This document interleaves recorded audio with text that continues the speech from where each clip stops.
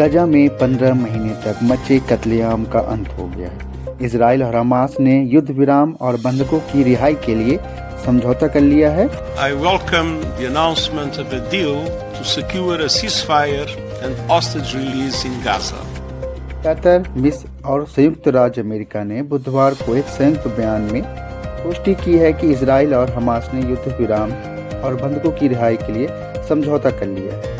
समझौता 19 जनवरी से प्रभावी होने की संभावना है। अब सवाल ये है कि इजराइल हमास के बीच जंग खत्म कराने का असल सूत्रधार कौन है। सूत्रधार हैं कतर के प्रधानमंत्री शेख मोहम्मद बिन अब्दुल रहमान अल थानी।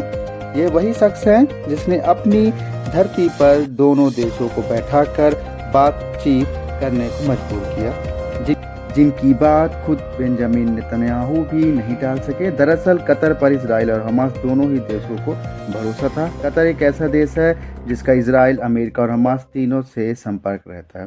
तीनों देशों के साथ अच्छे व्यापारिक रिश्ते भी हैं। वैसे तो इजराइल हमास युद्ध रुकवाने में भारत समेत कई देशों ने भी महत्वपूर्ण भूमिका निभाई, लेकिन इन सब के बावजूद कतर का रोल अहम है। एफबी की जानकारी के मुताबिक जो डील हुई है 14 जनवरी को कतर में इजराइल और हमास के बीच वो आखिरी बातचीत हुई थी। शेख मोहम्मद बिन ही इस बातचीत को होस्ट किया था। जो एग्रीमेंट हुआ है, समझौते के बाद कितने बंधक रिहा होंगे। सीज फायर की घोषणा पर कतर के विदेश मंत्रालय ने एक बयान में कहा कि कतर राज्य, मिस्र और अरब गणराज्य और संयुक्त राज्य अमेरिका ने घोषणा की है कि गजा में संघर्षरत पक्षों ने बंधकों और कैदियों के बदले बंधकों को रिहा करने और स्थायी शांति की ओर लौटने के लिए एक समझौता किया है, जिससे अंततः पक्षों के बीच एक स्थायी युद्ध विराम प्राप्त होगा। बंधकों को रिहा करने की बात करें तो डील के पहले फेज में हमास 33 बंधकों को रिहा कर सकते हैं, जिसमें 5 महिलाएं शामिल हैं, जबकि इजराइल इसके एवज में 250 फिलिस्तीनी कैदियों को छोड़ेगा। इसके बाद दिन हमास बाकी बंधकों को रिहा करेगा। सीएनएन की रिपोर्ट के मुताबिक सीज फायर का ऐलान होते ही गाजा और इजराइल के बीच एक बफर जोन बनाया जाएगा। इजराइल बॉर्डर से 2 किलोमीटर तक बफर जोन की मांग कर रहा है, जबकि हमास अक्टूबर 2023 से पहले की तरह 300 से 500 मीटर का बफर जोन चाहता है। बफर जोन को लेकर फाइनल फैसला लिया जाना अभी बाकी है। अब जानिए डील किन शर्तों पर की गई। इजराइल और हमास के बीच युद्ध रोकने को लेकर कई शर्तों पर सहमति बनी है।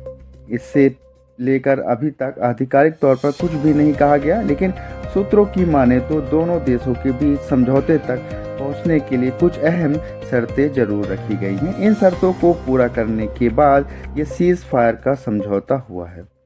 शर्तों के तहत इजराइल ने हमास अपने सभी बंधकों को रिहा करने की बात की। इसके बदले हमास ने इजराइल की भी सभी मांगें मानी हैं।